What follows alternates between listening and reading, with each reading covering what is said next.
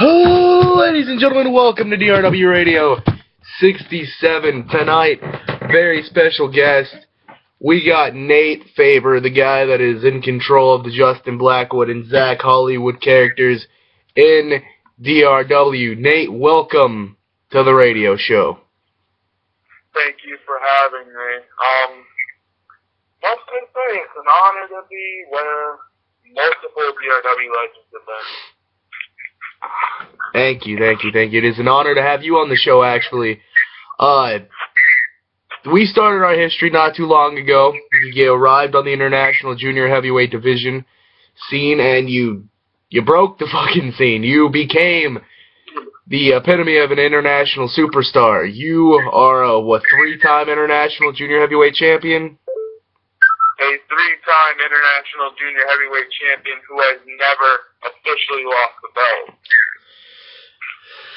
Well, you got a tough competitor with Jay Styles soon. What are your thoughts on Jay Styles? I mean, Jay Styles, he's a former, in my perspective, he's a former world champion of DRW. He's been to the top. He's a former tag team champion. He's a Hall of Famer. I mean, what are your thoughts on Jay Styles? Jay Styles, I've said some things to him I honestly regret. I have judged this guy on his last name, but he's not, I made a mistake. He's not copying off of another superstar. He's making Styles another well-known name. That guy, I watched his promos, and he's proved me wrong multiple times. A very talented competitor, and I can't wait to step in the ring with him and show him just why I'm a three-time International Junior Heavyweight Champion. Well, Nate, your other character, Zach Hollywood, had a very impressive showing at the Extreme Rumble. As a matter of fact, I was at the back looking at the monitor, and we all watched your performance, and, you have such a strong, going in the ring, and you are a very well-rounded competitor. This Thursday, or next Thursday, Thursday Night Smashdown, you're putting Hollywood's career on the line, and it's all for that briefcase. And, some people are looking at me going, dude, Zero, you're crazy. You got fucking Hollywood here, who is the future of the business, and you're willing to let him put it all on the line. Honestly, some people are calling me crazy. I'm saying I'm very smart. This is putting you right at the beginning of your career, putting you against the wall. And honestly, kid, I think you got Warlord Victor's number. The thing with a champion is, and trust me, as a person, I know a lot about being a champion. But the thing about making a champion is you have to put them under pressure, because when you put them under pressure, they either crack under it or they rise above it and become the best champion you can ever have. Now, you've got some past with Christian Rainey. I've seen Christian Rainey in Hard Knocks Wrestling. Dude's a fucking beast. I haven't ever personally had any sort of past with him. Why don't you let the DRW universe know what that past is? The past stretches over a couple years. Here's a little fun fact for everybody who knows Christian Rainey or who wants to get to know him. I'm the person who brought him into this business.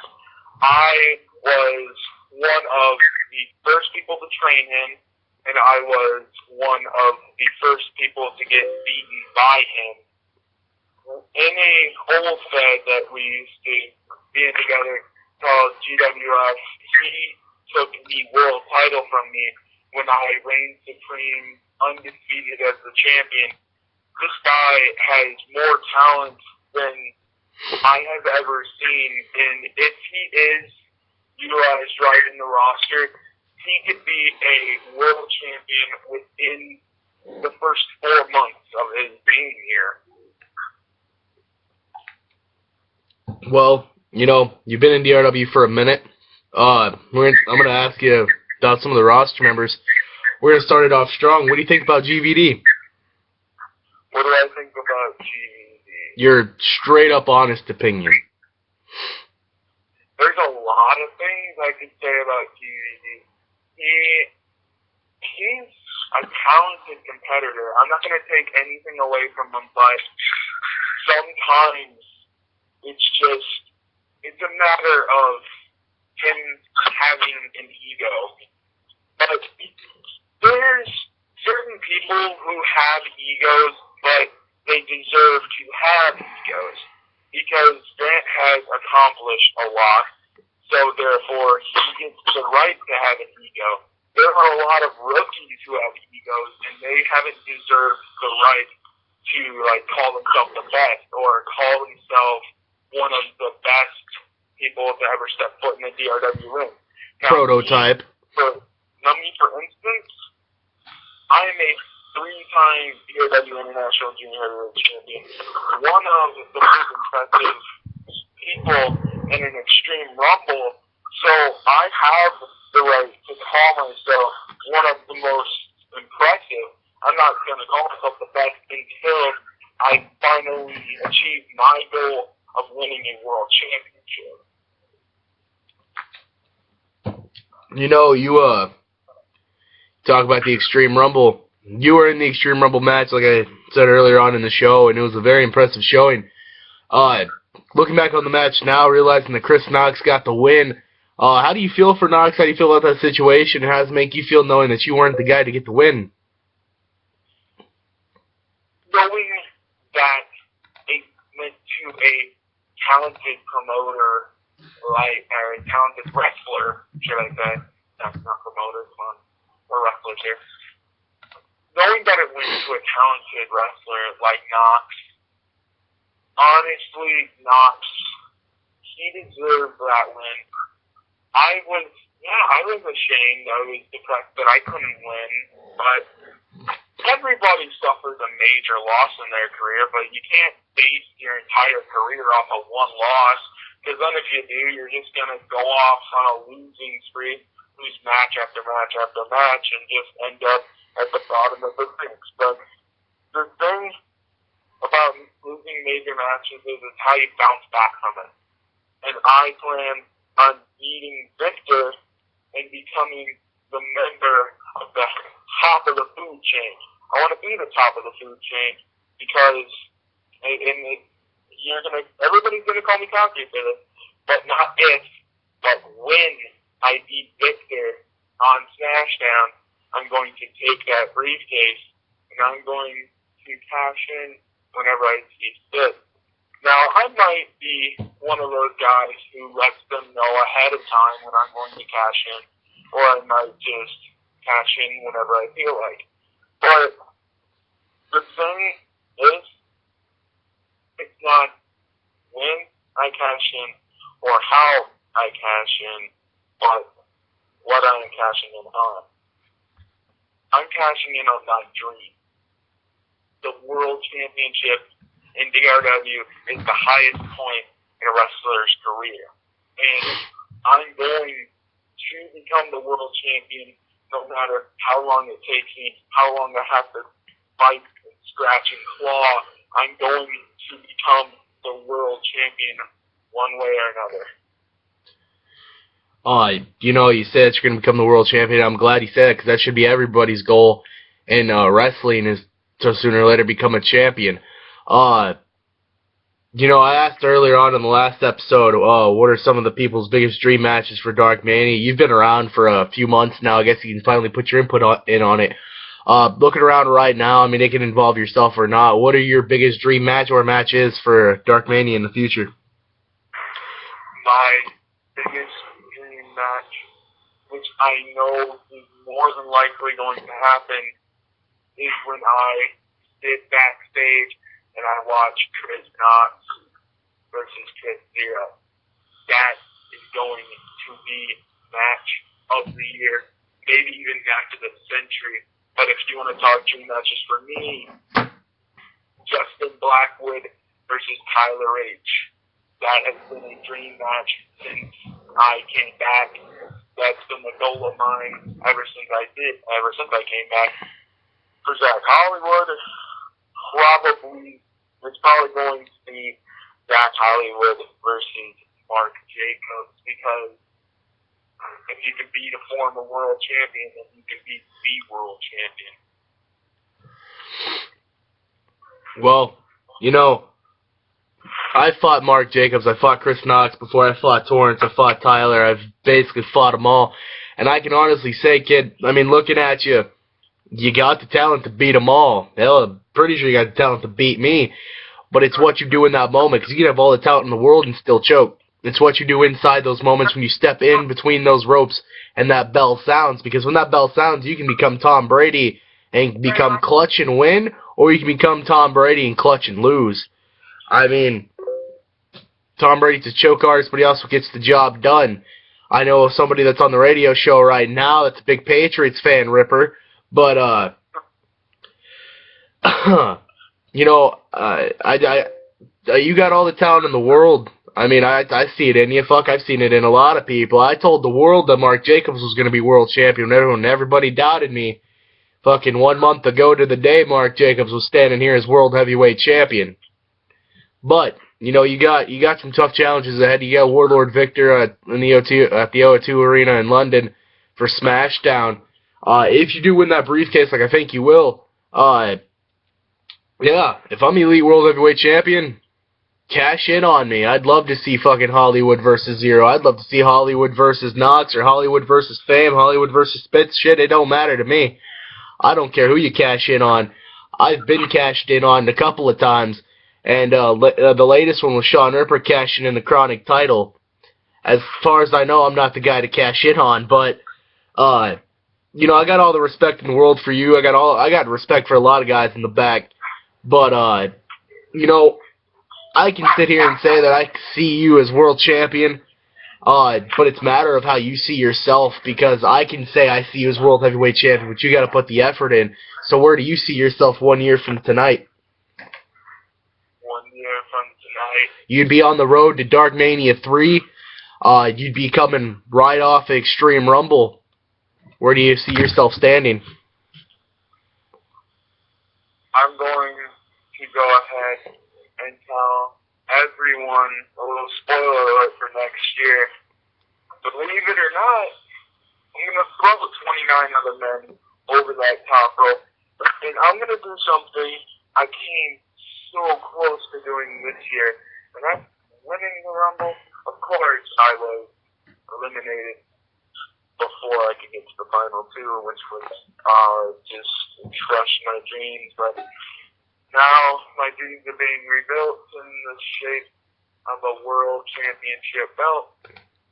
But honestly, I either see myself entering the Rumble and winning it, or I see myself headlining the Rumble as the world champion. That's not cocky, it's just my personal opinion. You know, shit, I don't know where I was going. You tell the world you see yourself as world champion 1 year from tonight. Shit, I kind of believe you there. You know, 2015, there's a lot of breakout stars to look for. I mean, Warlord Victor and you, both of you are on hot streaks. This could be the first year that we see the once-in-a-lifetime briefcase change hands twice in 1 year before somebody cashing in. But I want to let everybody know, as soon as the once-in-a-lifetime briefcase is cashed in this last time, I'm going straight 1 time a year with it. It's going to be at every Dark Mania. It may be done at the yearly show, but July 27th, I don't care what day it's on. If it's on a Massacre, it's canceled. If it's on a Smashdown, that's canceled. The 1 year, or the 2 year show, 2 year anniversary, July 27th at the Taylor Dome in Bethlehem, Jerusalem. Ultimate Opportunity. That's been our anniversary show. Mia helped me come up with it back when she was Jake. But, yeah, it could possibly be done at the yearly show. 1 time a year with the once-in-a-lifetime. That's what I'm going to gun for.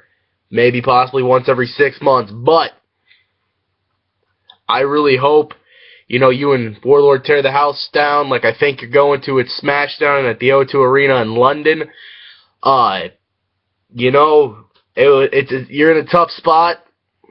I think you can pull through. You just gotta have the heart for it. I mean, Mark Jacobs, I swore to God he was going to be one of the best world champions I've ever seen, but he choked under pressure. Alex Fame's got the strap back. Alex Fame seems to be a deadly threat, but Susie Spitz has got her title shot too. What are your thoughts on that match for Beer Bash, Susie Spitz versus Alex Fame for the World Heavyweight title? Alex Fame and Susie Spitz. Those are two names where if you're walking down the street, you say them, people turn around and they say that they know those people. They are two of the top competitors in DRW. And they are going to put on one hell of a show. But there is a matter of who do you favor.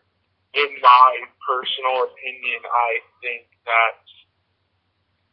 Alex kind of has it under wrap, but there's always a possibility that Susie can pull a major, I wouldn't call it an upset, but a surprise, to say the least. But the thing about Fame versus Spitz is the winner of that is not really, I wouldn't say not really important, but not really relevant, because what's relevant is Smashdown, the style of destruction, Victor and Hollywood. We're gonna fight, we're gonna tear the roof down, and I'm going to leave every last bit of blood that can just come out of my body on that mat. I don't care what I have to do. There was an old saying, you never fight a desperate man because you never know what a desperate man might do. And I am desperate to win that once-in-a-lifetime briefcase and desperate to win the world championship. So you never know what Hollywood could pull out of the bag. I might pull double rotation moonsault off the cell. I might do something absolutely crazy, but it's all in the name of Mr. Once in a Lifetime. Now, before we wrap things up here, I want to ask you a few more questions. You know, you talk highly about Chris Hero, Tyler H., and Torrance, and Mark Jacobs. If you saw the show a few hours ago, you heard the announcement that at Beer Bash it is going to be a fatal four-way for the World Heavyweight title as long as Tyler H. can get past Satan and Hellhound. Say Tyler H. does beat Hellhound at Smashdown, it would be a official fatal four-way between Tyler, Torrance, Mark Jacobs, and the champ Chris Zero for the Elite World Heavyweight title. If you had to pick one of the four men to go all the way and win the match, who would it be? Honestly, these are four of the top guys. Susie and Alex, they're two of the top. But you're talking about the four main men. The four main men. You got to look at them by who they are. You look at Zero, you see a talented world champion who has beaten all the odds and beaten everybody who has been put in front of him. Then you see Mark Jacobs, who wants his shot at redemption so bad. He was put under pressure once, he cracked, but he wants to be put under pressure again and turn into a diamond. You have Torrance, who wants to prove to everybody in DRW that he can be the world champion. And then you got Tyler H., who is a dream match competitor of mine. And I'd love to face him how I would love for it to be for the world title, but in order for him to do that, he's got to go through three men, and honestly, I think he can do it. I personally am pulling for Tyler H. Alright, say Tyler H is going to win it all. If Tyler H can get past Satan and Hellhound, Beer Bash is March 1st. We'll be live at the Arena in College Station, Texas.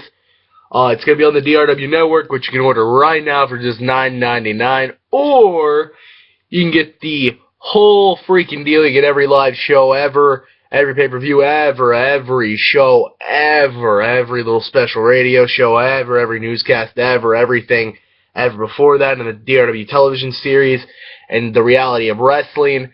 Pay $900 a year. Bam, there you go. You get all of it. Yeah, Spear Bash is right around the corner. It's the last pay-per-view on the road to Dark Mania. Now, if you look at all the storylines right now, I want you to predict the co-main event, which would be for the Elite World Heavyweight title, and the main event for the World Heavyweight title. Knowing that Chris Knox is already jockeying for the World Heavyweight title at Dark Mania, Chris Knox is already in the main event. Who do you see in the co-main event and in the main event? Because I'll put my own little twist on it to give you a little bit of a thinking thing, give you a little bit of a brainstorm. Honestly, in the co-main event for the Elite World Heavyweight title, I'm going to be a little cocky and say I see Chris Zero versus Sean Ripper. Because Sean Ripper has Samuel Taylor at Beer Bash, and if he beats him, like I said in the last radio show, he gets the title shot at Dark Mania. I honestly see Ripper versus Zero for the belt. Then in the main event, I see Knox versus... Fuck, I'm going to be kind of kicked in the face for this. I see Knox versus Fame, main event for the world title. I see. I'm just going to be blatant with it. For the main event, I see Knox versus Fame. For the co-main event, I see either Tyler H. or Mark Jacobs versus... I forgot already. Versus Sean Ripper. I have short term memory loss. I mean, all the drops on my head kind of... Now, with those predictions, who do you see winning those matches? I see Chris Knox finally when the main event, the end, when all the smoke is cleared, confetti drops down, Chris Knox holding that title up when he's hoisted in the air by the rest of the roster. And as for the co-main event, I see... I'm going to go ahead and say I see Mark Jacobs holding the Elite World title high up in the air. All right. Thank you for joining us, Nate. It's been great having you. Hopefully we have you on some more shows. It's actually been a rather great interview. I enjoyed it. I hope you enjoyed it. I hope the other two gentlemen on the phone enjoyed it. Join us for the next radio show. 68 will be filmed tomorrow. It's 2:30 a.m. here. I'm probably not going to film any more tonight. Fuck, I'm stuttering. I'm really tired. I'm probably going to go to bed after this. Thank you all for joining. Catch you all later. Holy shit.